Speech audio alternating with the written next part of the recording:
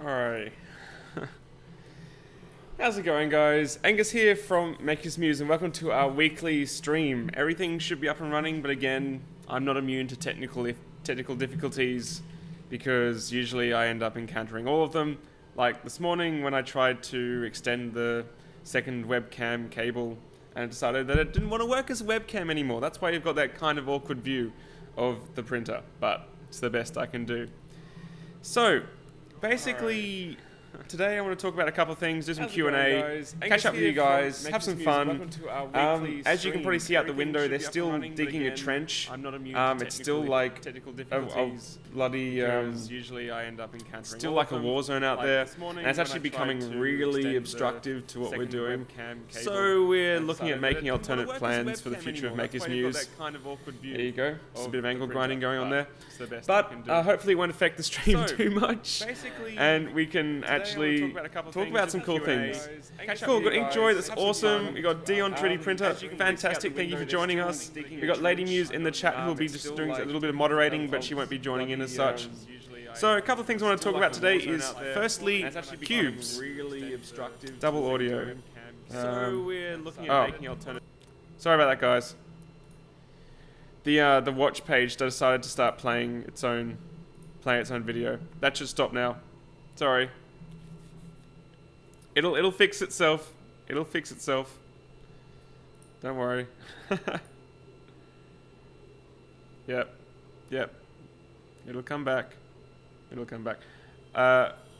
Okay, so basically what I want to talk about initially is the cubes. Now there are 3 echoes. How is there 3 echoes?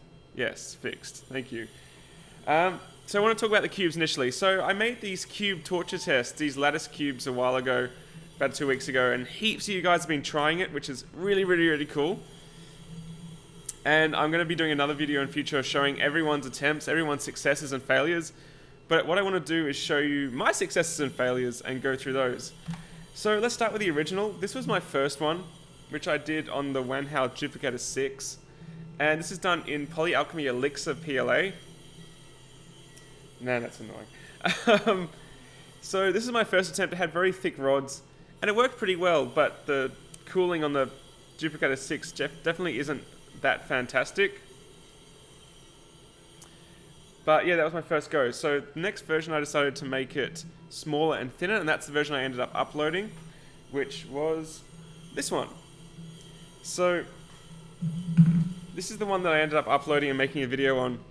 So I've seen a lot of these out on the internet recently, and a lot of them are good, and a lot of them are less than good. It's interesting, people are finding aspects to tweak further on their machines that they didn't know they needed to, which is awesome. That's why I designed it.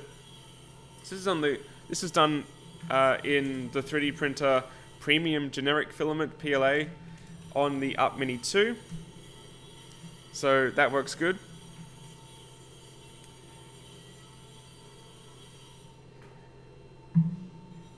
You're looking a bit lost. Lost? Yeah. What do you mean? Looking around like you've lost in marbles. Lost my marbles. I am losing it. I mean, I just started streaming and he decided he's angle grinding PVC. Ugh, whatever. This was done on the Cheedy Tech X1, which I haven't reviewed yet. It's the little blue machine that's behind me. I get asked about it now and then in streams. And I'm actually pretty happy with it, to be honest. This is just a standard PLA. Cooling could be better, but honestly, that little machine is starting to really impress me. I thought it was funny as well. I had remains of a gold brim from like printing in a gold colored filament, and that's like imprinted on the bottom, which gives me some ideas for like, I don't know, drawing on a print bed and then printing on top to imprint onto the base of the print. Something like that. What else have we got? So I'll show you some of the failures. So this was done on the Duplicator 6. This was my attempt after doing all the stringing and retraction settings to try to get the stringing better and less of a problem. It's still stringing. The cooling is still not fantastic for PLA, and it did start to break. And this is a few of you have been noticing when doing this torture test, this is the revolved one, by the way, that you'll see it knocking, the extruder head knocks on each of these pillars as it goes round, and eventually some of them break. And if the PLA is curling up, like curling up on the edge, that's because it's not cooling fast enough, and then it starts to shrink in on itself. So that's what happened there. It kind of recovered, which is interesting, but overall, not too great. So I figured with the Duplicator 6, if it's not very good at doing PLA, maybe it's good at doing PET. And that was this one. So this one is in Filamentive's recycled PET. And it actually looks pretty good. To be honest, again, the cooling could be improved. The stringing's there a little bit, but not too bad. And this is a large print. This is a difficult print to do. So, yeah, maybe the Duplicator 6 is a PET-only machine. So I'm pretty happy with that. So it's printing PET at the moment. I'm just looking at the model. Oh, the model. You can have a play with that. Yay! Lady Muse has now adopted that one. Okay, some more interesting failures. This was on the Prusa i3 Mark II. So I've been working with the Mark II and talking to Joseph about fine-tuning my settings. I sent him a picture of this torture test because it's definitely not as good as the printer is capable of. It's got quite bad stringing. It's just not a very good print. And essentially, he recommends me trying his slicer settings because, Joseph's all about open source. So the Simplify 3D profile that I've been using that they provide probably isn't as tweaked as it could be. So I reckon this can be improved quite a lot, but as it stands, that's not that great. And I also tried a larger one and reduced the temperatures, which was, well, this is the remains of it. But I reduced the temperatures too much, so it's like super brittle. So yeah, I definitely need to tweak settings better on the Mark II before I proceed with the review, because it's not fair to judge the machine on slicer settings. So I'm going to push that further.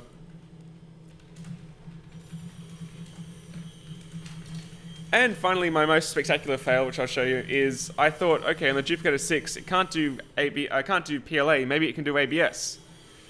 And here's the ABS print. So I just let it go, which was a terrible idea. I had to leave the office. You can see the base is warped. So it's come off. It's made this big glob, and then it's just kind of made this bird's nest, which kind of, you can kind of see the like artifacts of what the print should have looked like. But yeah, that's a terrible print. I think it's come off, stuck to the print head, and then just slowly released. So that's that. That was probably my most spectacular failure. But yeah, I've been printing tons of these things because they're a really good way of quickly finding out if a printer's up to snuff or not. So it's lots of fun. And yeah, currently I've got a lot of machines. Yeah, so currently I've tested almost all my machines with that torture test.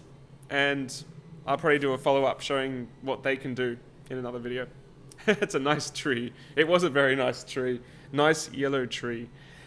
What's next? So before I get to any Q&A, I want to just go through and say thank you to all of you guys who have jumped onto Patreon recently, and all my current supporters on Patreon who have helped push me to my next tier of my next goal. So basically, I've been saying for a long time I want to do more scientific testing of 3D printers to really show like the key differences, because it's all well and good printing off some stuff from Thingiverse and saying, oh, that's a nice print, but I want to really see some technical details about why something might be better than the other. So I bought some sensors. So I'll show you what I've got. So this is one that's been interesting me for a while.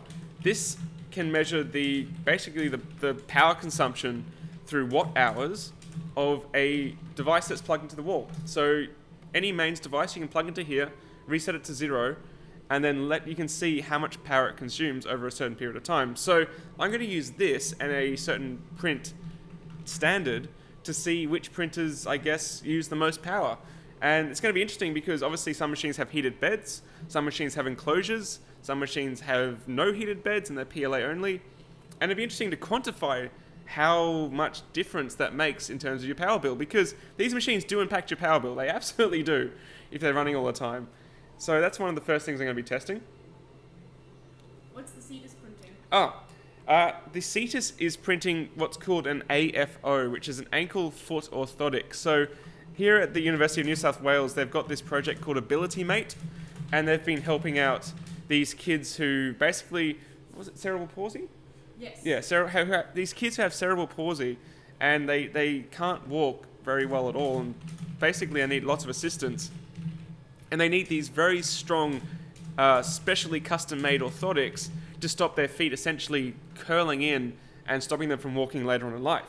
So I've been helping out by printing these in various materials like nylons. This is currently printing in Voltivo Evo, which is Excel Fill Evo, which is a sort of modified PLA blend, I believe. They're not saying what it is, but it's very tough and it's currently printing there. And this is for some uni students who are going to test it out and see if it's good enough for future. So I'm doing a little bit of good in terms of all of my prints. So that's what it's printing. What else? So in terms of the 3D printers and the amount of noise they make, I have a sound level meter. So a lot of other people have been using these for tech for years. Essentially, it's very good to get an idea of how much noise these machines make through a quantitative means, not just, oh, it's a little bit noisier than another one. So that's what I've got this for, and I'm going to have to set up like a certain distance, quiet room, obviously not here because it's loud with all the construction, but this will let me measure how loud a printer actually is in operation. And finally, I have this. Now, this is extremely interesting. Essentially, what this is called is it's called a vibrometer, and it's a fancy word for essentially a accelerometer with 3 axes of measurement, and has a USB connection. So what this does is you attach it to a surface, and it will output a graph of basically the vibrations that surface is undergoing in 3 axes, X, Y, and Z. So the purpose of this is to attach it to a print bed, and so you can observe basically print bed vibrations. And that's a large factor to print artifacting and abnormalities. So if you see a print bed vibrating a lot in the X direction, and it shouldn't be, then you can start actually analyzing that and realizing, oh, okay, maybe that's why it's got these ripples on the print. So these are a few things I've purchased. Some of them were cheap, some of them were not cheap. The vibrometer was not that cheap. But I'm going to be using them in my future reviews and maybe do a follow-up video of machines I already have tested to see how they work in practice, which is cool. And I got a few other cool things on the way as well. Yeah, I am keen to use the vibrometer. It is a real thing. It's a real word. Don't laugh at me. And today's energy drink sponsor is Monster. Not really. They didn't pay me anything. They probably should. Right, so that's enough of me talking about what I'm doing because that's all. Oh no, wait, one last thing. This cat. I'm really happy with it. This is done in the Polyalchemy Elixir PLA, and to be honest, I haven't really found a print that really showed off its sort of perks, I guess, but this looks awesome. This was done in the Cheaty TechX one as well. I'm currently testing that machine for review, and it's just so shiny. What do you reckon? You like it? It's so lovely. It's so lovely. It's pretty. It's a pretty kitty. The only issue I can say is where the seams join up on each layer, that does show up more because it's reflective. But apart from that, it'd be awesome for a vase print. I need to find a good vase print to try it on. Awesome. So I guess with that said and done, I'm totally open up to some Q&A. But as I said, we're in a sort of transition stage because although it's been absolutely fantastic being here at the University of New South Wales, they've been so nice to us and we've been doing some really cool things. I mean, it's out of their control. They are constructing a new building next door. They are digging up the road. They are adding things around and it's just too obstructive for video recording. So we are actively looking to find a new studio. So you'll be hearing more about that in the next month or so. So do you want to forward on some questions for me?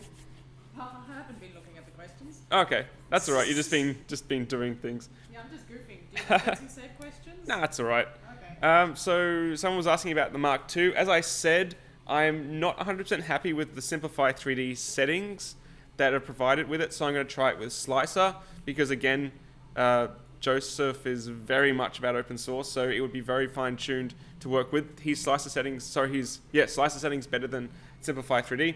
So I'm going to try it with that and see if I get better results. Any way to chemically smooth PETG? Absolutely not. There is chemicals that will dissolve it, but they're way too dangerous to use. Same with PLA, to be honest. If you want to smooth those plastics, old-fashioned, get some wet and dry sandpaper and go to town. Honestly, that's the best way to sand and polish plastics. Just do it under a running tap so the plastic stays cool and you get rid of all the bits of plastic powder. That's the best way to do it. Then hit it with a automotive primer that has a bit of filler in it. So they call it like spray bog in Australia, but like it's fill and primer. Yeah. No, I will be updating my next Patreon goal to be related to the new makerspace. We've got some ideas because we have lots of machines and we've been doing some stuff with kids, but sorry, bump the mic. But it's just about rolling to a place that has NBN, has enough space, is affordable, and actually has an area we can actually do physical projects in a workshop without making mess. That's difficult to find in Sydney, but we're looking for places. Yeah. Use the Z-hop setting for the Prusa. I did have Z-hop on as well as my retract settings within Simplify 3D, and it didn't make much difference. Yeah, again, like I'll show you this tiny one. This is a really small cube that I did on the Prusa, and I was pretty happy with it considering it's half scale. But you can see it's quite fluffy, and that was with retract, so I'm not sure if it's the plastic, if it's too hot. But then I tried one that was lower temperature and it delaminated. No, I'm not sure. I'm going to try with Slicer before I make any decisions. I think it's designed to work with Slicer, so I'll give it a go with Slicer. Did I see the Ultimaker 3? Yes, and I'm probably one of the few people who is completely underwhelmed with it. It's just, look, I'll be honest, I'm all about empowering creativity through these machines, and the Ultimaker 3 is so expensive that it's actually almost in second-hand Stratasys machine territory. Like, you can buy a second-hand U-print or a second-hand older Stratasys Dimension, which have soluble support material, and you can hack them. It's almost at that price point. Like, once you get into Australia, you're going to be looking at like $6,000 Australian, something ridiculous like that. And yes, they've got the soluble support with PVA, but I can tell you that some other companies have some even cooler soluble support materials on the brink of being released, and they're going to absolutely blow that PVA stuff out of the water. So yeah, it's too expensive for me to really take seriously. Like, it's not a desktop home machine for most people. Hey Shane, it's good to see you. What are your experiences with the Bowden extruder? Oh, TPU with the Bowden extruder. Very difficult. So some of the guys who have older Ultimakers might want to comment on printing flexibles with a 3mm filament, because the Ultimaker takes 2.85 or 3mm diameter filament. But printing in the 1.75, you're not going to be able to do flexible through a Bowden. It's going to kink up like a wet noodle through a long tube. And I think the general consensus is you're better off with a direct drive extruder if you're going to do flexibles. Otherwise, you can kind of do it with a 3mm, but you need to go very slowly. Like, I'm talking 10 millimeters per second or so. Very, very slow. Do I get students viewing through the window, and is it weird sometimes? Oh, they look at me constantly. We were playing games in here and they come in and stare. They have to, they're diverted around next to us now because they're constructing everywhere. So this is the new thoroughfare. And they just probably come in staring at me going like, why are you talking to yourself, you crazy Aussie? I think they're more like, isn't that Angus from Makers Muse? Oh, is this that YouTube guy? I have been given Red Bull a few times. That was fun. News on the 101 Hero. Yes, oh my god. The 101 Hero is shipping. What the heck? I was like, okay. When I pledged for the 101 Hero, I was like, okay, I'm not going to get that money back. It's gone. It's an interesting experiment. I'm never going to see it again. And then I decided to look back the other day, and it said by by the way, Angus, you haven't given 101 Hero your shipping details yet and given them the color choice. They've got 4 colors. So I went with red because, you know, red's sexy and red prints faster. But they're shipping at the end of November, apparently, which is crazy. That's how fast you can move if you're working within Shenzhen. They're there in Shenzhen. They're sourcing in Shenzhen. When you have companies like Matter and Form, I love Matter and Form, but their bevel smartphone scanner is so overdue. I pledged for that over a year and a half ago, a long time ago. It was meant to ship about a year ago. So they're maybe shipping soon, but you just see how fast people can move when they're actually in China.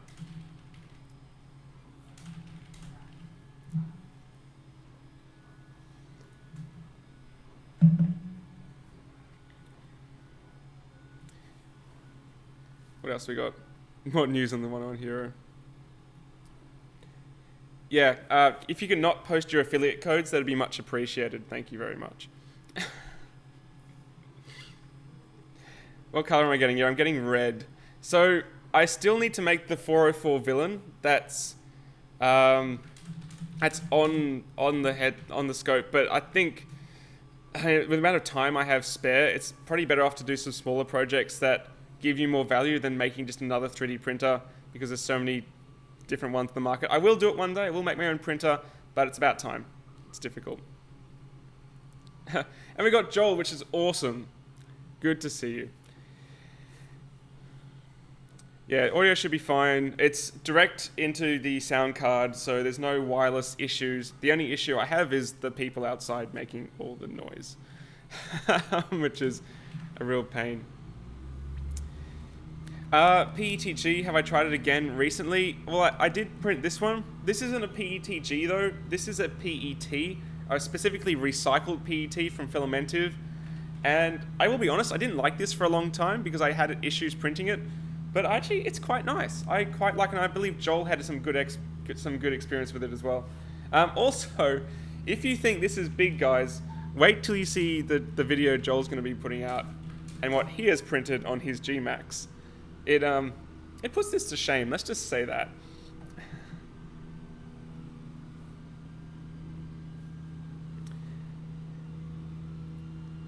So, I have to go find... Oh, can you not call me while I'm streaming? Thank you very much. Wow. What's the difference between PETG and PET? That's a really good question. I'm not a material scientist, but I'll try to answer it. So PET is something tetra something, polyether tetra something. Anyway, the PETG has a glycol blend added to it, and the glycol supposedly makes it more flexible, I think, which is a good thing. Raw PET can shatter quite violently, actually, if it's quite thick. I mean, when you look at sort of water bottles, they're made from PET, and they're thin, so they don't tend to shatter. But thick PET can actually, when it can give catastrophically and actually make shards of plastic. I believe the PETG is to make it a little bit, more flexible. I've got the details on my website. I can tell you the names of like ABS off by heart and PLA, but all the sort of more complicated ones, I can't think of them right now. My brain's too frazzled.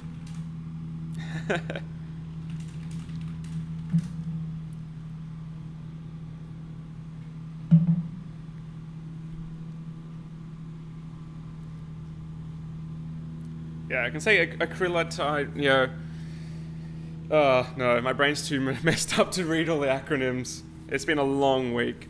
I'm not even gonna bother. I can copy paste them from places though. That's easy to do.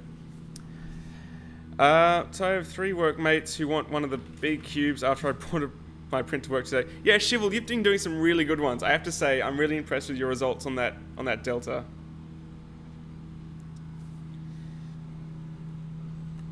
How do you recycle PET? Well, recycling plastics is difficult, I'll be honest. With the Filamentive recycled PET, that's done through what's called pre-consumer waste. So what that means is in a factory, they will be making products and they will have waste plastic that's very clean. It's been extruded or melted or or altered in some way, but it hasn't been contaminated. Whereas post-consumer waste has been contaminated with different types of plastics, metals, labels, adhesives, dirt, food contaminants, and it's up to the recycling plant to somehow split all of that up and clean the plastics and then somehow reuse it. So that's why you don't really see any post-consumer waste plastic recycling. It's just too difficult to clean it, too too ineffective for cost. But pre-consumer, she's adopted it. Pre-consumer waste is definitely worth checking out.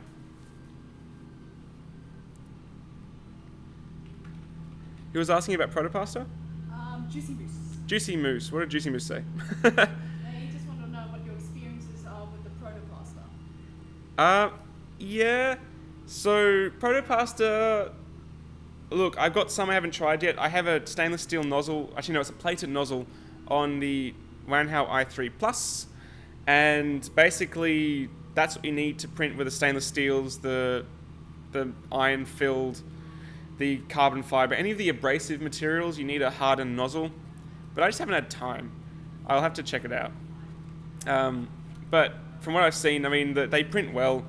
You're looking at a weaker material that's more brittle, because the PLAs, when you add particles to them, like you add metal powders to them, they don't become reinforced by those powders. They actually become more brittle because you're making the polymer chains less bonded, less joined together.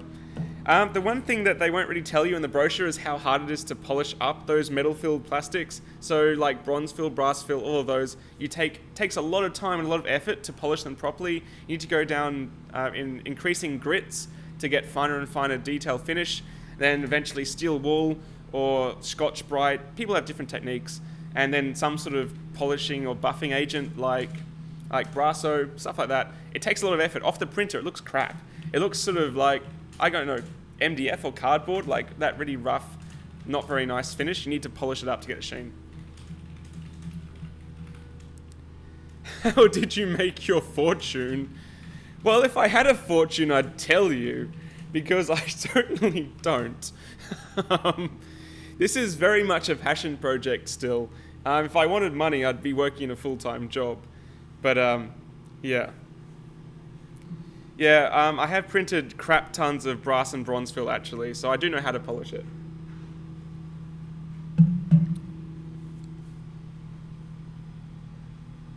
Yeah, you can shine the carbon fiber ones up as well, if you want to. I've seen people use them for pen bodies and make a really nice shiny body, and then you can coat them in a lacquer and you get a nice sheen. Am I going to test a 3D printer from XYZ printing one day? Well, I don't know. I've stopped sort of accepting machines for the rest of the year. I am helping someone with an XYZ Pro, DaVinci Pro. Actually, it's a retiree computer club. They bought one, so I'm helping them get it up and running. I do like the look of the XYZ DaVinci Mini. That looks pretty cool, and it's an interesting price point. But yeah, really, there's so many machines on the market now, and there's a lot competing. There's a lot competing for that low price point, and I don't really think I need to do anymore. There's enough information on the DaVincis on the internet for now.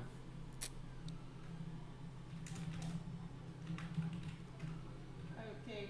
Question? Yes, question. Okay, so two people have asked, what's better, a Bowden system or a direct drive extruder system?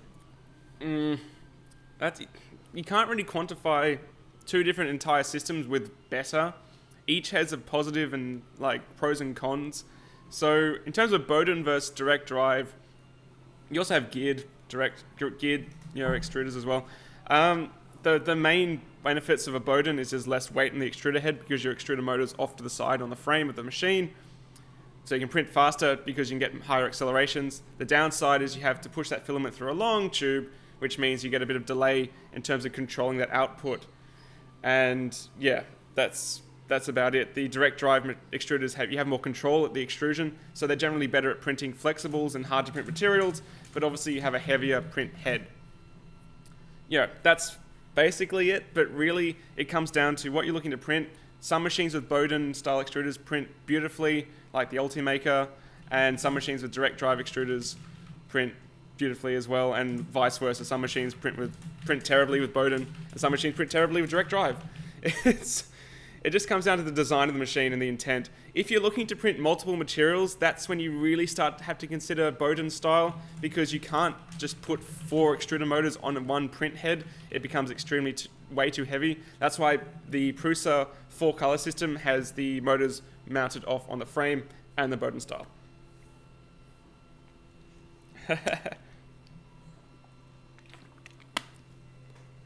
I keep doing these when you're asleep. The time zones are always impossible to coordinate. I have to say, like, this is sort of started at 10 a.m. for me, and Friday works for me because I have stuff to do on the weekends, but I can't coordinate with everyone. I can't make everyone happy. Like, this time right now would be midnight somewhere and, you know, late in the afternoon somewhere else, and it's just too difficult.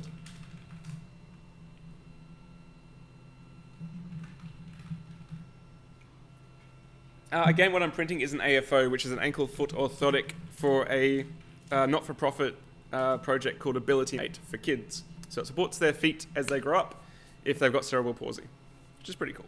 They're currently crowdfunding it. I put a tweet out the other day. Is there companies who take filed PLA prints, or should I build by fill extruder? Oh, I see what you mean. Yeah. Look, I'll be honest, all of the homebrew filament extruding systems leave a lot to be desired. The main issue is it's very difficult to extrude accurate diameter filament, because in the real world, for the high-end extrusion systems, they actually draw it out of a hot end that's quite large, and it's the speed at which it's drawn out which changes the diameter. And then they cool it over the course of like 10 meters through water baths. So to do it at home, to get accurate dimensions is very hard.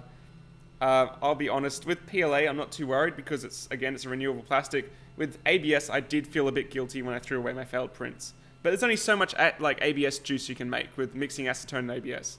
There's just, what can you do? I mean, as long as you don't print trinkets and then chuck them out, you should be okay. Like, as long as you're printing for mostly practical purposes.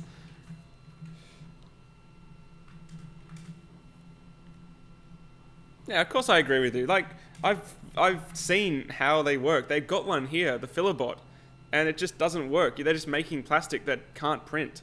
So you need a computer-controlled PID like system to go back and forth to change the speed of which the filament's pulled out to make sure your diameter is correct. That's the only way to do it.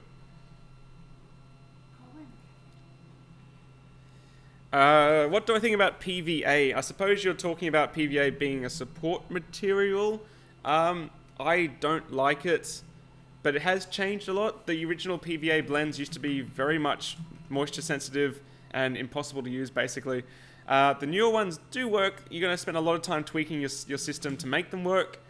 But I believe the new Ultimaker 3 is built around using PVA as a support.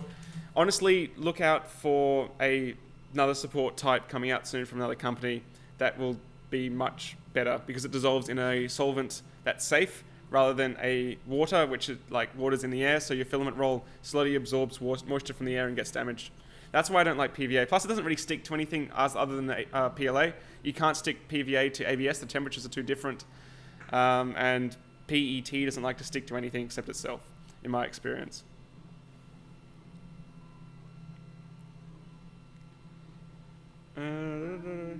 Question. Yes. So this was us a bit ago from Dutton. So Angus, which is your favorite firmware so far?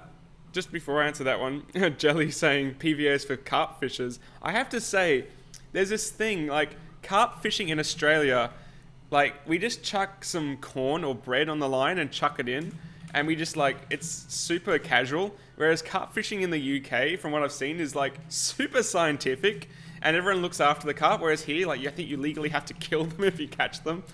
So, yeah, I've seen people use PVA as for carp lures, where it goes in the water, gets to the bottom, then dissolves, and the bait comes out.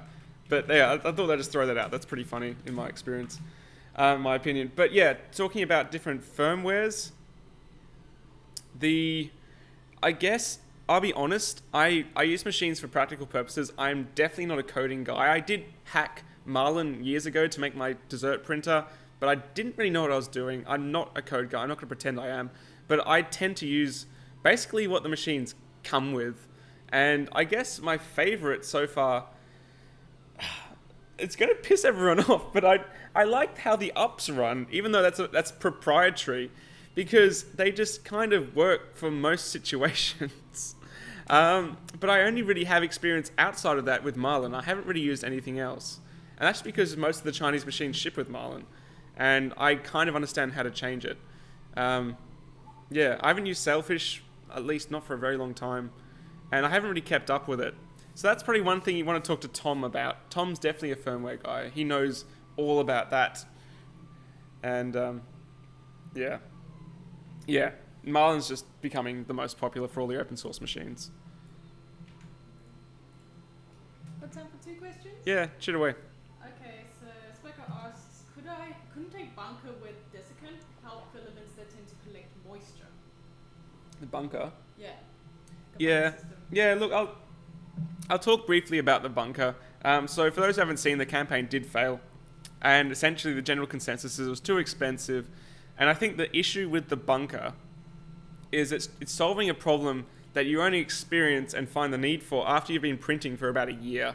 And you really start to feel the pain of like the issues that the bunker solves. If you've just gotten a 3D printer, it's an expensive box. In your eyes, it's like, well, why would I buy that when the printer's working fine? But if you've been printing for a long time, you see the value in it. That's why I pledged for it.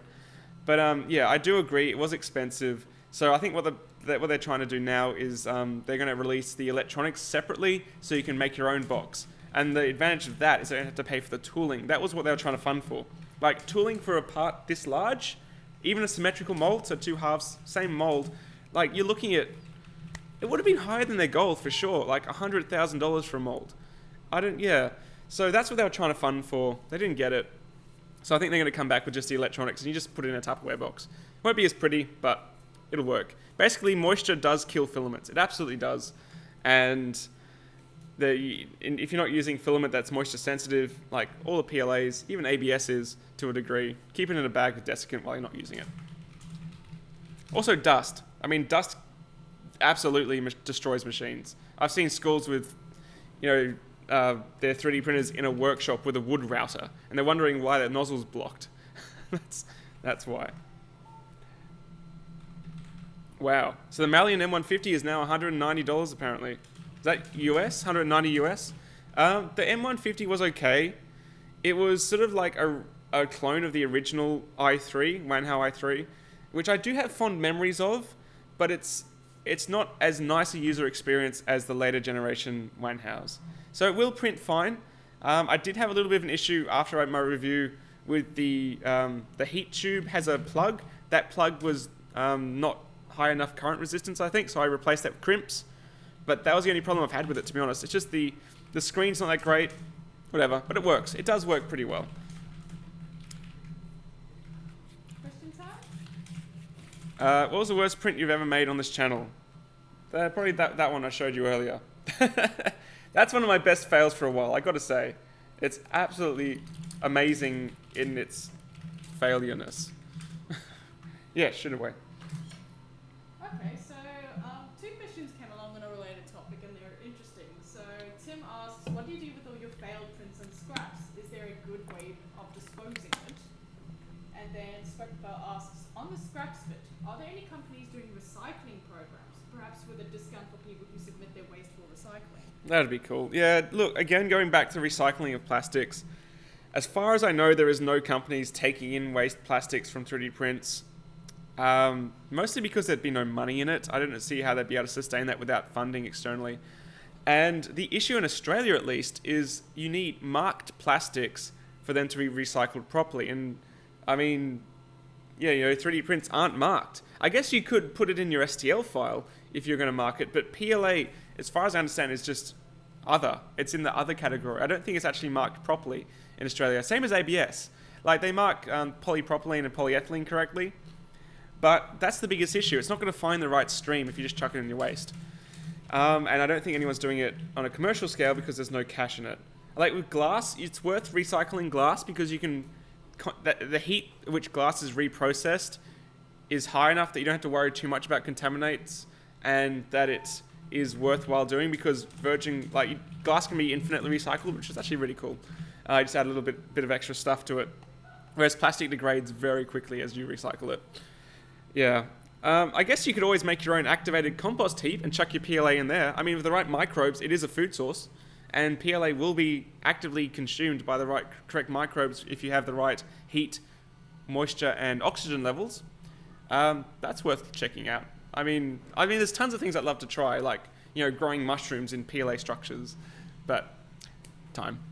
So we haven't used a food dehydrator for filaments, but what's your thought on that?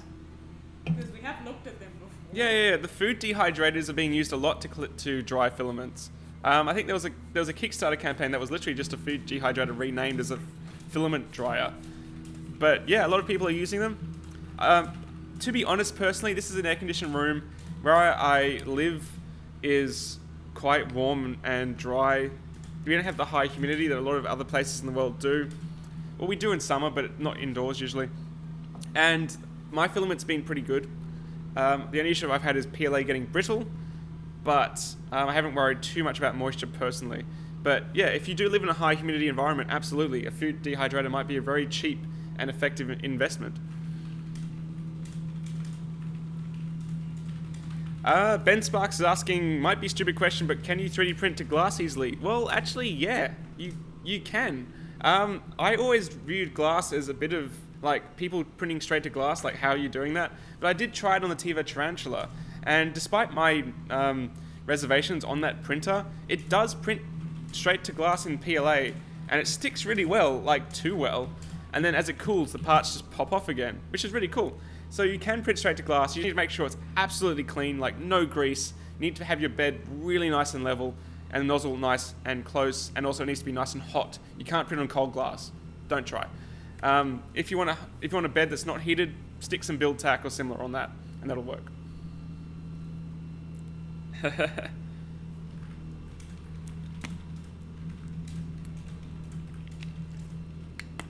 Yeah, we're going to be doing a project about 3D printing and gardening. That's going to be pretty fun.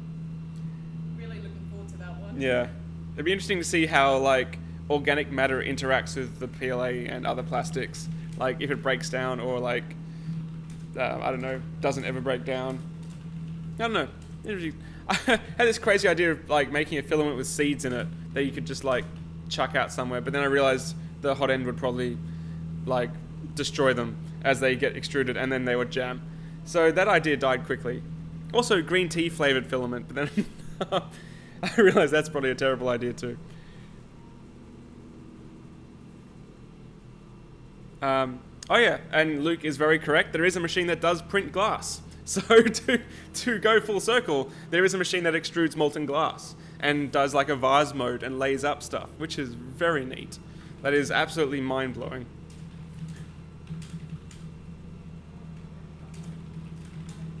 Yeah, I already did the Fallout like nuke pot, but that was more of just like an artistic expression. This is going to be more of a practical purpose. Yeah, it was just for fun. Yeah, that was in that algae PLA stuff that smells like burning cookies / sewage. I don't know.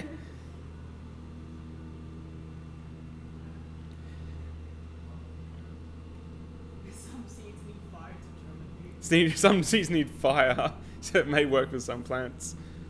Particularly in Australia, it needs fire to germinate. Yeah, I love that. The Australian ecosystem. This plant needs to be burnt to reproduce.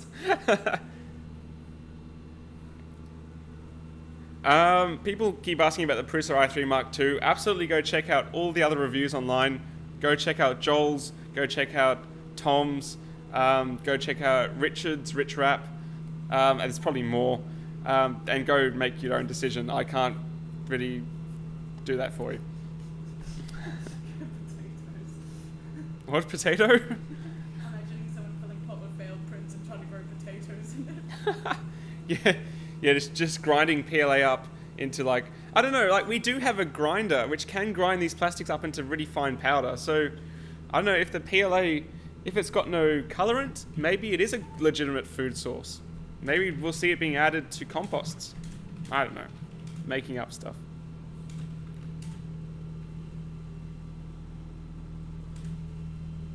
So yeah, this is an exhibition space, but it's not open for people coming in because then A, I'd be interrupted all the time, and B, all of my really expensive filming gear might get stolen.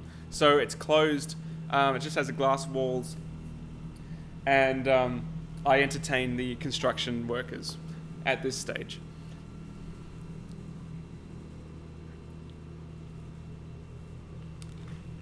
I'm going to be going for another 10 minutes. I got to cut it right on the dot today because I have to go somewhere. Yeah, the Australian dollar doesn't really doesn't really make it very affordable, unfortunately. Our dollar's gotten slightly better, but it's still really expensive to get certain overseas printers, like the Ultimaker, unfortunately. Which is why I don't see them here very often. You see a lot of people in America with them, but Australia, it's just, once you get it here, you pay the shipping, and the import tax, and then the conversion rate. It's just really expensive. That's why we have a lot of Chinese printers in Australia, because they just come straight over from Shenzhen. Just know, Juicy Moose tried on his live stream the algae filament. Oh, did he? Yeah. Yeah. I gotta say, I do like Juicy Moose's videos. I'll catch you later, Juicy Moose. Here's a cute parrot Where? on his channel. Oh. Yeah.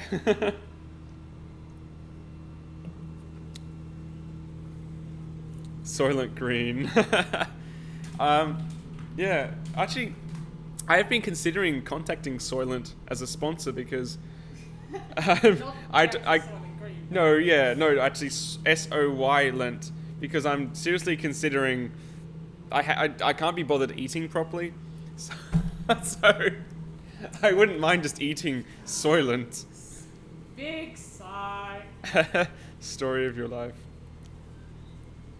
Yeah, Canadians feel my pain, but at least you're closer, so the shipping's not too bad.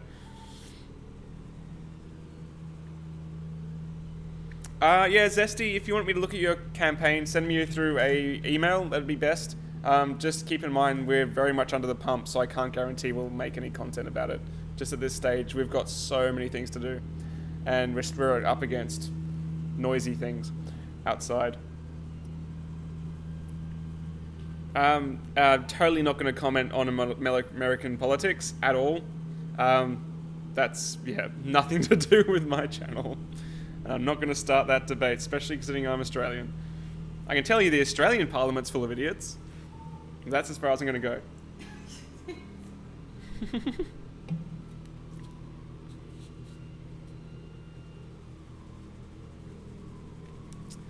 Polysmooth should be shipping soon. Yeah, Polysmooth's coming soon. The Polisher's going to ship soon as well. They just got to get the right safety ratings, do some more testing.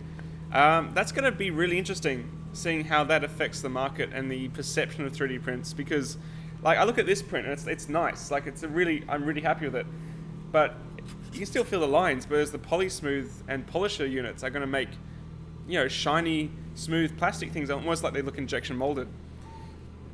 And in my experience, that sort of, to a degree, cheapens the appearance of 3D prints because people see them and they assume that they're cheap Chinese injection molded toys rather than actually produced on a 3D printer. So when we were at trade shows, we used to have polished things, and then we started actually showing non-polished things to actually prove they were made on a 3D printer. It's interesting psychological aspect of 3D printing. So it'd be interesting to see how the Polisher actually changes that, if it does.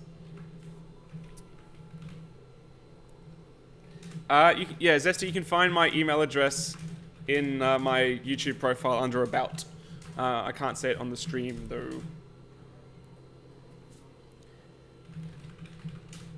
How many Red Bulls or Monsters do I drink a day? I only drink one energy drink a day if I do drink one. And they're all sugar-free now. You only drink one a day. It was pretty bad, but I only drink sugar-free ones now. I've actually stopped eating sugar for the moment just to preserve myself.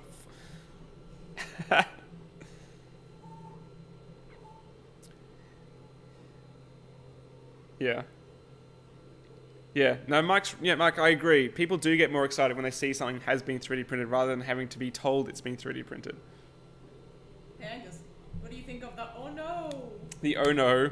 I don't believe it still, honestly. Look, they were at Mini Maker Faire. For those who don't know, Ono used to be Olo.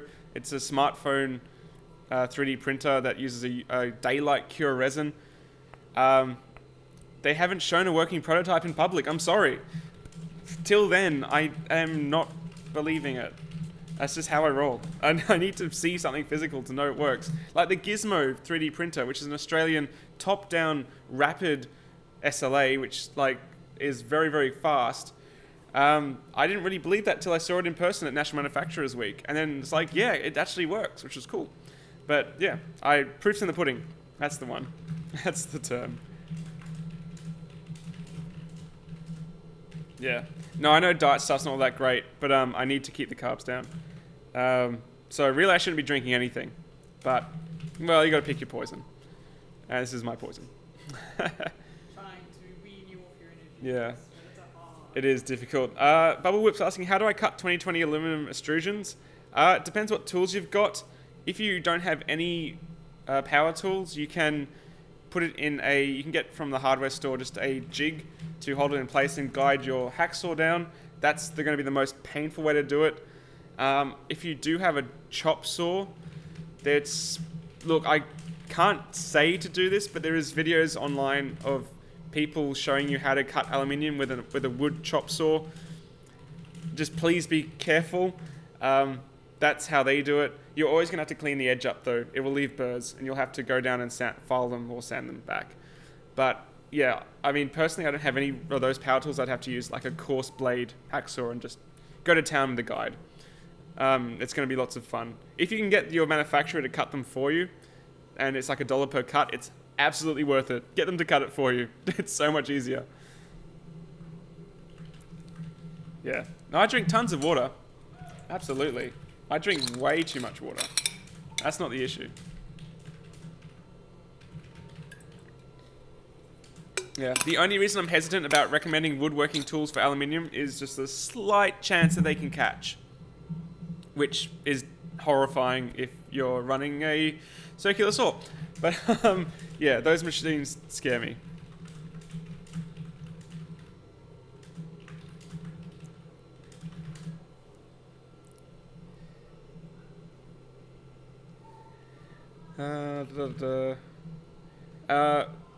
What do we think about the Cube Pro? Do you know anything about the Cube Pro? Nope. No. The Cube Pro is 3D Systems' last remaining machine that's aimed at the semi-professional or prosumer market. They killed off their Cubify market, which was the Cube and then the Cube 2 and the Cube 3. So my beef with that is they all have proprietary filaments. So if you kill off a machine that has proprietary filaments, then you kill off the ecosystem, and the users who have those machines can no longer get filament for it. That's what I don't like. But the Cube Pro apparently works all right. Look, honestly, I've never liked their Cube line of printers. I never liked them since they were Bits from Bytes. 3D Systems bought Bits from Bytes to start making the Cube printers, and it was the Cube Trio and the Cube X and then the Cube Pro. I've never liked any of them, but that's just me. Apparently the Cube Pro does work, but I just don't like them as a company. I don't like their approach, so that's why I would never buy one. Also, I just found out the other day that they have kind of silently killed off the SchefJet Pro. For those who haven't seen the SchefJet Pro, it was announced at CES 2014, and it was a sugar-based 3D printer that made full-color sugar candies. So think about like SLS, except, oh no, what's more accurate? Like a Z Corp. So a Z Corp uses an inkjet head to print into like a plaster-style gypsum material to make 3D prints in color. It was that, except with sugar and a like edible binder. So you can make full 3D sugar candies with color. And it just was meant to come out in 2015, never did. And now here we are at the end of 2016. I looked on their website and it goes to a dead page. So rest in peace, SchefJet Pro. That's sad. 3D Creations Lab asks, did you hear that the one host started to ship the fiber washers to eliminate the possibility of a fire? Oh, that's good. So you Yeah. haven't. No, I didn't hear that. Okay. So yeah, the whole Wanhao thing with the bed shorting was a very easy fix from a user perspective, but a very dangerous situation for Wanhao if someone didn't do it and a fire did occur. So I'm glad to hear they're shipping with fiber washers. I mean, it's one of those things. Testing gets more expensive as you go down the line. So you start with something that you could They could have figured that out in the factory before they started manufacturing the machine. Because they rushed it and didn't test, they had to do this really expensive sending out washes to everyone who had bought a printed thing, which they shouldn't have had to do in the first place because they should have tested their machine. Yeah. Do I have any deltas? I absolutely do not have any deltas, mostly because I have never been sent one to test. Although, no, wait, I do have. There's a CME CNC over there, which is broken because it's part of the unis, and we're going to try fixing it. It's not CME CNC's fault. It's just it's uni students' fault why it's broken. But I don't personally own any deltas. I really only have Cartesians. I love it when people ask me what do I think of products, as I have no opinion. You're learning. I'm learning. Cool. All right, so Punish Props is live then. I might end it here, guys, so you can jump onto Punish Props' channel and check out his thing. If you don't know Builds Around, he does amazing props, and he would, if you want to know stuff about finishing, you should definitely check it out. But before I go, I just want to say again, thank you so much to everyone supporting me on Patreon. This is my job, doing this stuff. I love it. I live and breathe technology, and I love making 3D prints and testing prints and educating people, but I can only do it with your support because, yeah, I don't have another job outside of this. This is what I do. And again, thank you so much for the support, and thank you for making it happen. And again and again, we're looking at getting a new studio, which is going to be very cool. In the next few months, you'll be hearing more about that. And you look like you want to say something. Oh no, I'm just saying. Here's the hand. Oh, yeah, hello. Lady Muse exists, but she won't show her face. Maybe later. All right, guys, thank you so much for joining me. You can jump over to Build Around stream if you like, and I look forward to seeing you again very shortly here on Makers Muse.